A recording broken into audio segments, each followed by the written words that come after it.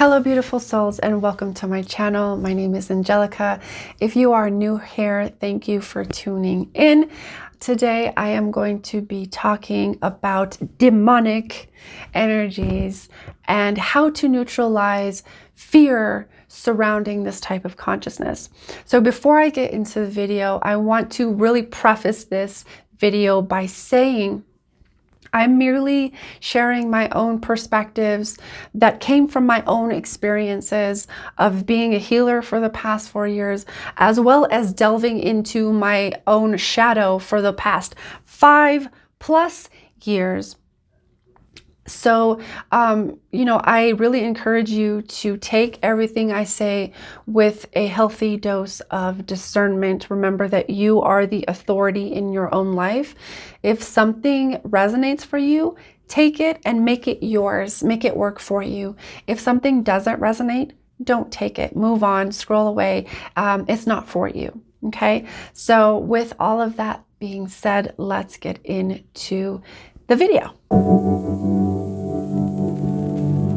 So I've actually had the word demon come in to my awareness quite a bit over the last month, as you can imagine, with it being Halloween, fall, spooky season for those of us on one side of the planet. This has actually inspired me to share the different tools and awarenesses, points of awareness that I've utilized in order to neutralize fear and release the fear, so that when it comes to words or consciousnesses that we have termed and labeled as demonic, I actually have a different perspective when it comes to these types of structures that I feel have empowered me. And so I just wanted to share those with you. So my intention here is that by sharing my perspective, it reminds you of the power that you actually have to create your world and also recreate it in a way that you prefer, so that you realize maybe where you're giving your power away, or maybe where it's time to kind of delve into. So with all of that, I've really just kind of been inspired to share all of the things. So here are 5 points of awareness that I've used over the years in order to neutralize the fear when it comes to dense energies. You'll notice that I actually used quotations when I said demonic. And that is because I really don't like this term.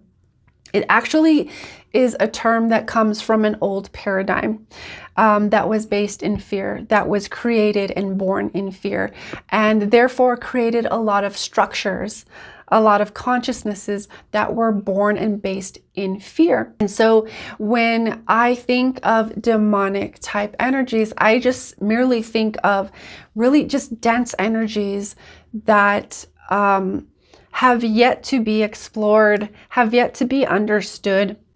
I realized early on in my spiritual awakening that, number one, I held a lot of fear. I was a very fearful, very anxious person because that's how I grew up. And that was the environment that I was steeped in. Number two, I realized that if I could neutralize the fear, I'd be way more in alignment with myself, really understanding, more empowered in myself as well. And number three, the main thing I realized was that anything that we're fearful of typically just lacks understanding.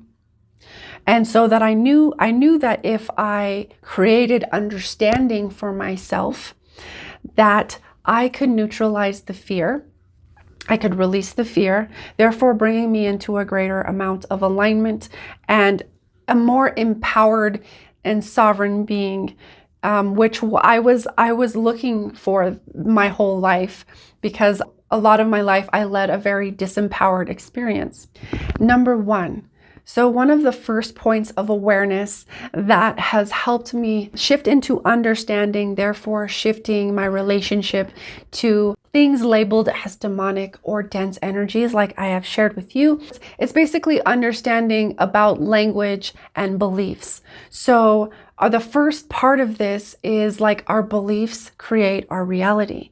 And so, beliefs are basically geometric structures, right, of patterned energy that are in our consciousness that we've created somewhere along the way or have been projected into our field. These are created in a lot of different ways. They're basically patterns of energy that perpetuate a certain type of thought constantly. So all a belief is a thought that you keep thinking and perpetuating and recreating every day, every moment. And with that, with our beliefs create thoughts. So, a fear-based belief will create fear-based thoughts. And from those thoughts spark emotions, fear-based emotions, or anxiety, or, very lower dense emotions. And from those emotions are then created our behaviors, are the things that we do, right? So beliefs create thoughts, create emotions, create behavior. This is all a pattern that's created in our consciousness from a fear-based belief. And the opposite is true. And even the neutral is true. So like even positive love-based beliefs create love-based thoughts, create love-based emotions, create love-based behavior. And again, for neutral-based beliefs create neutral-based thoughts, emotions, and behavior. And it's something for me that I've wanted to come into a more neutral zone. That yes, I can think positive, I can think negative, and that together, to me, that neutralizes it. If I can bring it into a healthy balance for myself. And remember, that looks very different for everybody. My balance could look totally whacked out to somebody else. So that means that doesn't work for you. You got to find your own balance. Really bringing it back to understanding that our beliefs create our reality. And if we're believing in things like demons or this label of demons, which a lot of times has a religious connotation, right? Which is rooted in an old paradigm too. A lot of the religions wanted control. They wanted to manipulate the masses and control the masses with fear. So creating very, very aggrandized, exaggerated stories would help to create fear-based beliefs in people. And as we create and generate that, it's then amplified in our field. It's then amplified as a greater collective begins to believe and create and recreate these structures and these beliefs around these structures. It creates an exponential, amplified energy that comes in to show us, hey, this is how you're creating. Look how you're creating. Look how you're so powerful. You are an amazing creator being who's creating very, very powerful structures. It's just you're creating these structures in fear. Okay? And that's a very, very powerful thing to realize and recognize. That kind of leaks into other points of awareness, but we'll get into those later. So the other part of this point of awareness is our language. So beliefs and language are very, very intimately connected, right? So from those beliefs, one of those manifestations of behavior can be what we speak. And so the thing that one of the awarenesses that wanted to come in with this was the awareness or the, if you've ever heard the term abracadabra, which is actually based in the Aramaic version of this word is abracadabra, which means I will create as I speak. And so this is lending itself to one of the great ancient wisdoms here of understanding that what we speak is actually created in form eventually. This is bringing in the awareness of language. You are speaking, you are creating what you are speaking. And what you speak is a product of what you believe. So this is something that's very practical to me in my brain, being a Virgo, also a Libra cusp. But being a Virgo, I like things to be very practical, and I like to break down things. I like to analyze things. I like to really see how things work. And so for me, understanding that language is a very, very powerful tool, it helped me understand that what I'm speaking, I'm also creating. And what I speak is also a product of my beliefs. Being able to understand how these mechanisms work, each one of them individually, and how they work together, allowed me to, go into divesting myself of beliefs, which we'll get into in number 2.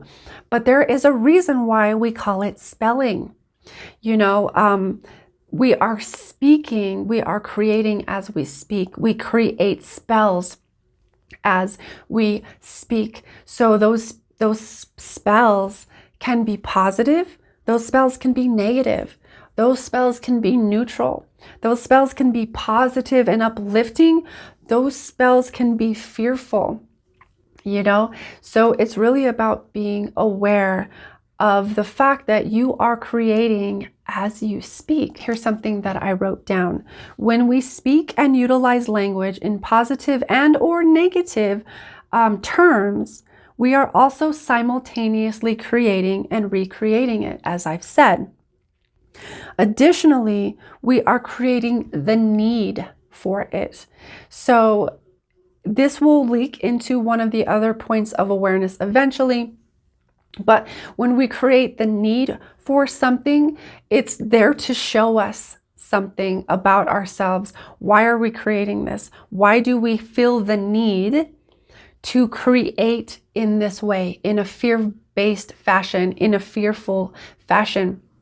Why are we creating in this way? If we are so powerful, why aren't we using and utilizing that power to create very uplifting, positive structures that will uplift ourselves, which can then, as others maybe incorporate and integrate that into their lives, creates then an energy, an amplitude, an exponential amplitude of uplifting energy? Why aren't we creating that way?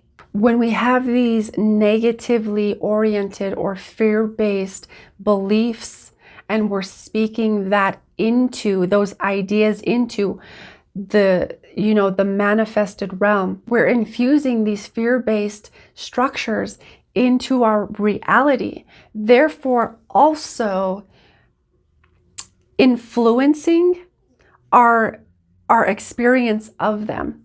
So if we're creating fear-based structures, we're going to experience them through a fear-based lens. We're going to experience them as such.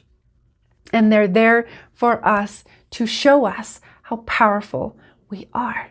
However, when we release our attachment and need to create and recreate disempowering experiences, meaning experiences that allow us to forget our true power, we can move into a more neutral space founded in understanding that allows us to create a new way of perceiving and therefore experiencing our reality, creating and recreating in a whole new way. So this brings us into the second point of awareness, which is shadow work.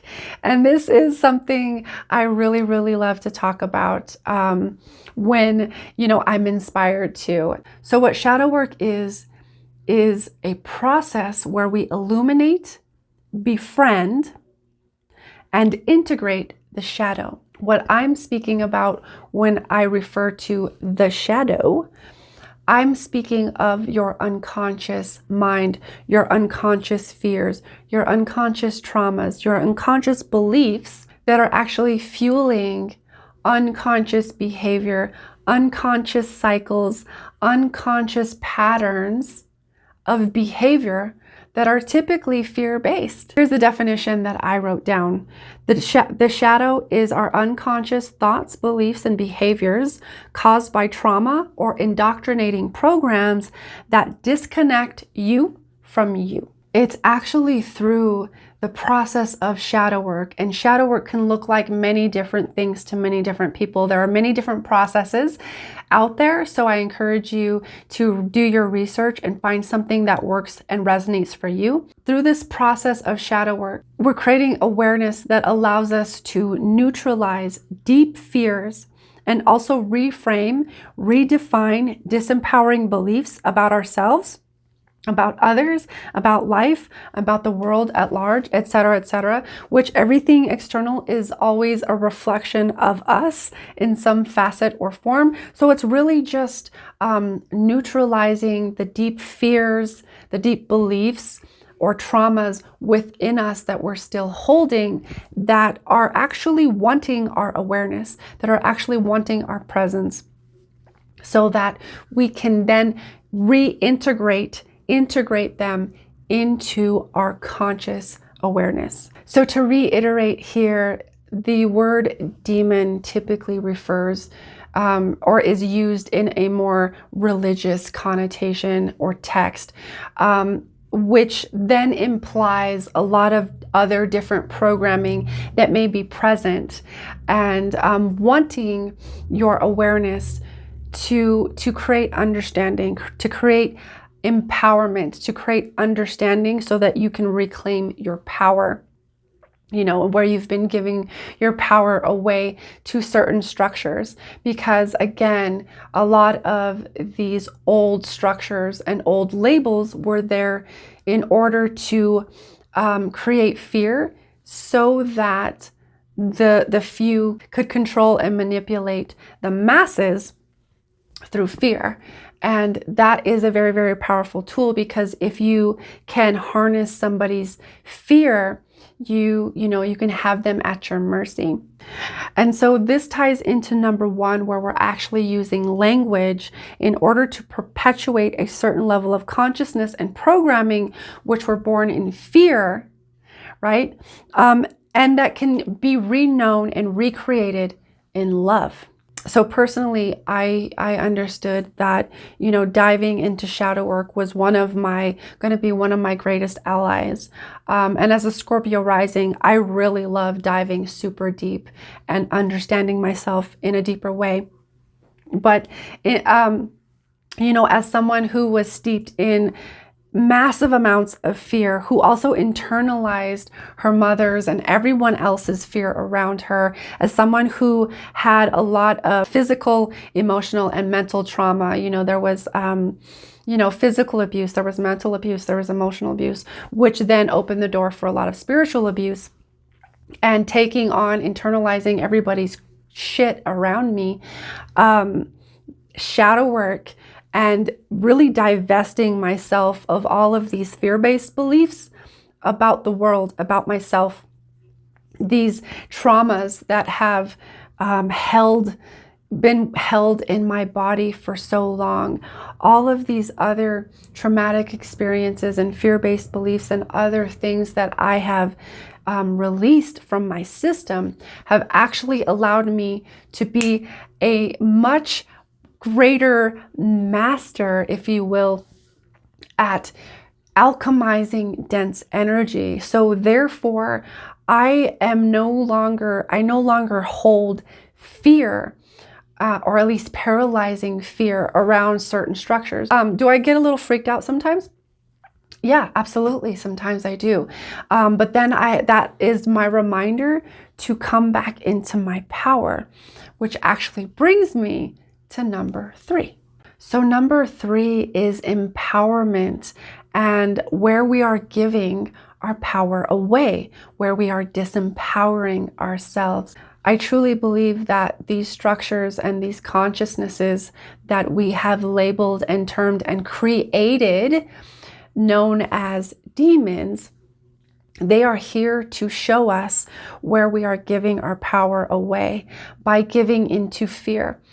And really, when we are giving into fear, it is a sign, it's an implication that we have actually disconnected from and forgotten the power that we hold within ourselves to be in our power, to be in our domain, to know our sovereignty as a divine being, and to claim that in our field, energetic and physical alike. I truly believe that these consciousnesses are here to show us where we are giving our power away, where we are giving into or where we are believing fear-based beliefs, where we are giving into fear and where we are disconnecting from our power, where we have actually forgotten our power. I will say that I'm not here denying or invalidating someone else's experience of the reality that they have experienced for themselves. We are all experiencing a vast spectrum of experience, and someone's experience can be greatly different from mine. I will also say that I have also been in a healing session where I was scratched by an entity, and it did kind of freak me out at first, but then as I went into it and I really explored deeper, I realized I was wanting to overpower someone else's healing. I was actually making assumptions that this person was ready and willing to heal, that this person was ready to detach from these very dense energies. And it showed me where I was wanting to actually control another through healing. So it was where I was wanting to control another and take someone else's power and free will to choose for themselves away. And so, I haven't experienced anything like that since, because I'm like, thank you for the lesson. I see that. And next time, I'm going to be very discerning and understanding in my own healing practice, where, when someone is actually ready and willing to do, to do the things, to, disengage, to unattach, to detach from these types of ideas, these types of concepts, because if someone is not ready, that is their free will choice to do so. That is their divine choice to do so. So respect that. Really showed me a lot of where I was wanting to control, even from a well-intentioned place. So that's my experience with it. And that helps to give you context of where I'm coming from when I say, really, I believe these types of consciousnesses that we've created are here to show us where we are giving our power away, where we are imposing our power, our will onto others, where we are wanting to control others, where we are wanting to force others into believing or seeing or perceiving or hearing or whatever as we do.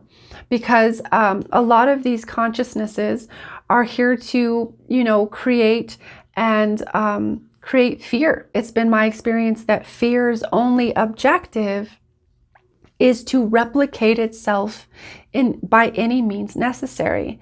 And that means using smoke and mirrors. That means using paranoia. That means using whatever tactics in order to reinforce itself.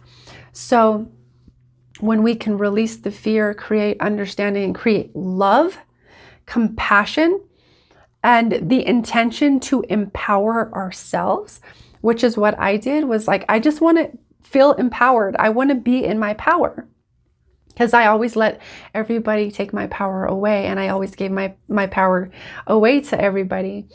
That's what I was taught to do. So my intention was really to empower myself. So I believe when we go into it with the intention to empower ourselves in the highest and best way, that we can really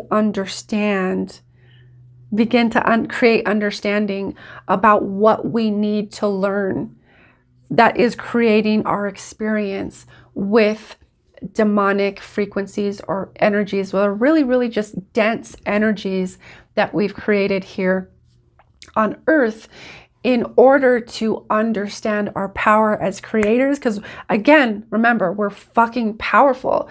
If we can create these types of energies, these types of beings, we can also create energies and beings of love. When that collective energy gets going, we create a third entity.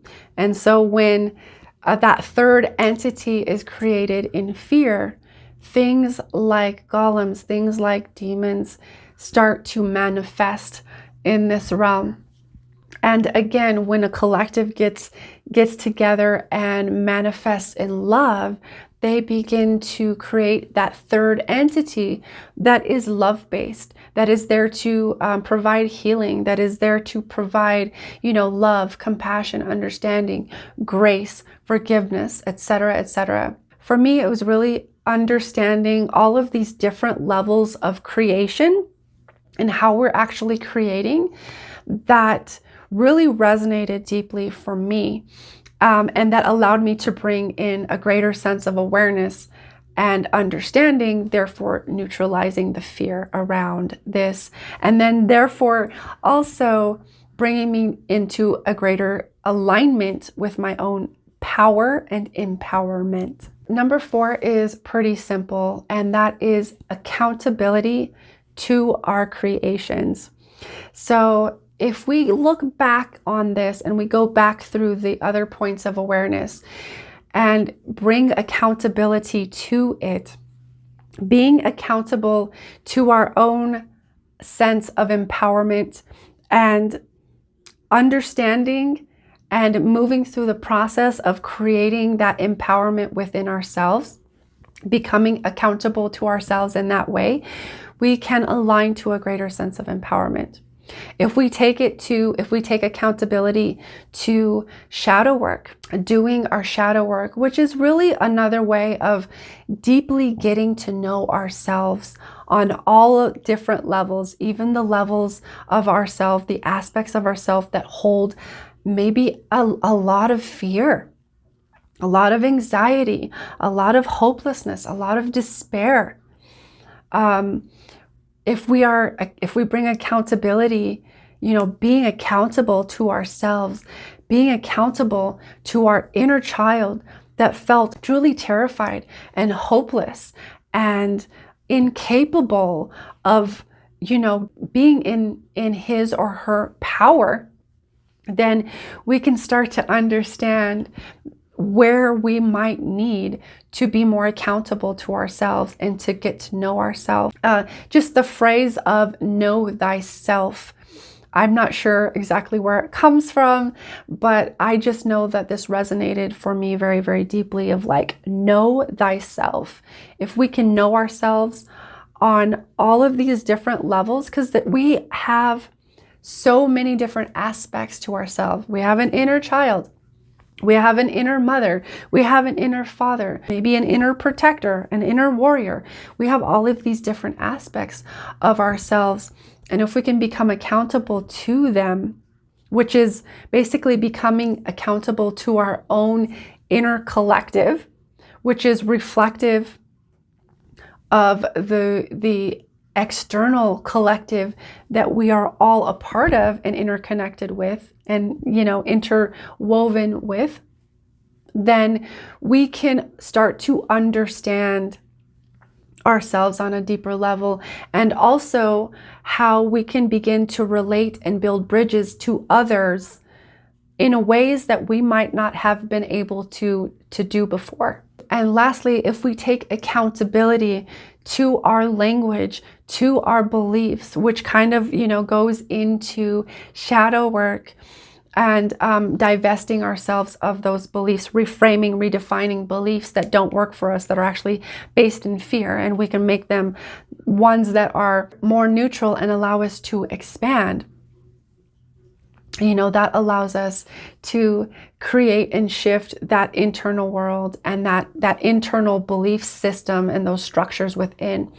And then bringing accountability to our language and how we speak, how we speak to ourselves, how we speak to others, because how we speak to others is really a reflection of how we speak to ourselves, which is also a reflection of how we felt about ourselves as kids, how we were taught to feel about ourselves, and the dynamics and the patterns within, no matter how healthy or dysfunctional, whatever they look like, those are reflective. So if we can bring accountability to that space of language, of knowing that words are powerful and using them with greater intention to uplift ourselves, to uplift each other, to uplift the world, then we can also create, then again, a greater sense of harmony, a greater sense of upliftment, and a greater sense of unity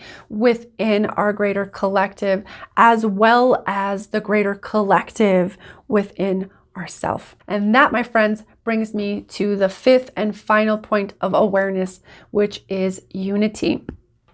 And I truly believe that these types of consciousnesses are here to help us remember, literally put the pieces back together, remember our unity, our ability to unify within ourselves, therefore extending that, radiating that out into the greater collective, because it's in our beingness of our internal unity within, the coherence within the internal community and collective within, and that beingness, that state of being that we are naturally in, that allows us to naturally, we radiate that out, which actually allows us to help and assist in the restructuring of the way we think as a greater collective. Just by being in that frequency, it allows us to create a greater sense of coherence and harmony within our lives, within the people that we interact with, within the circumstances we're interacting with, within the places and the other collectives that we may be interacting with. It allows us to assist in the healing, the restructuring, the reknowing, the recreation of these structures, creating greater harmony, creating greater understanding, and actually love and compassion for these types of consciousnesses that were created. And not seeing them with pity, but seeing them with love and seeing them in their power, in their mastery. Because these beings, I truly believe it takes a true master to come in as a negatively oriented or service to self being and to show up in a collective and shake things up in a way that gives people the opportunity to re-know and understand their power. Whether it's by, taking the power, assuming power and control, and wanting to coerce others or force their will onto others. And polarity really catalyzes each other into growth. But if we can integrate the polarity within and bring ourselves into neutrality, where we're no longer polarizing things as good and bad. It's simply an experience that is wanting to bring awareness and growth to your soul, to your human, so that you can align to the version of you that you intended to be and to align to when, before you even incarnated into this life. That's a true master, and that's a great opportunity that these beings are actually affording us. This is a great opportunity of awareness and alignment to our own power, because we are divine beings. We don't have to fight. We don't have to banish and deny and repel. By our beingness And knowing our sovereignty, knowing our dominion, and knowing our power, knowing our boundaries, in this knowingness, it naturally creates a barrier, number one. And number two, if there are energies that get into the field that want to, try to take energy, or to, force their will onto you, then it's a reaffirmation of saying, oh, I know you, I see you. Thank you for reminding me of where I'm placing my power right now. Thank you for reminding me of the powerful freaking being that I am. Thank you for reminding me of my alignment and what I prefer to create for myself. I'm even getting a little emotional speaking that. And it's when we can speak, I believe that when we can speak this level of love and compassion into the darkness, we are creating a great, massive amount of transformation and alchemy that then is accessible to the collective, and healing those wounds, as well as shifting our perspective, and coming into a greater level of acceptance and love, because it takes a great amount of love to see something so terrifying, that we have labeled terrifying, that we have labeled fearful, that we have labeled demonic. It takes a great amount of love to see that structure and say, you know what? Thank you. I love you.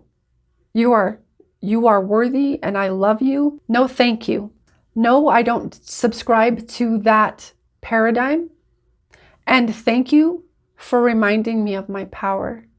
Thank you for reminding me of my alignment. Those are my 5 points of awareness that I felt called to share with you around the spooky season. It's a little quote unquote late, but I like to do things in my own timing. And this felt like the right timing. So it is my intention that this serve you in the highest and best way. Again, these are just my perspectives. Really, it was just my intention to share what's empowered me and allowed me to come to a greater understanding and neutralize fear, and rise, therefore, into my power, especially as a healer. Especially as an alchemist, and alchemizing, transforming, transmuting those dense energies into love. It takes a great amount of love, again, to access that ability. So thank you for watching. I hope that you get what you get from this, and you take it how you take it, and I will see you in the next video.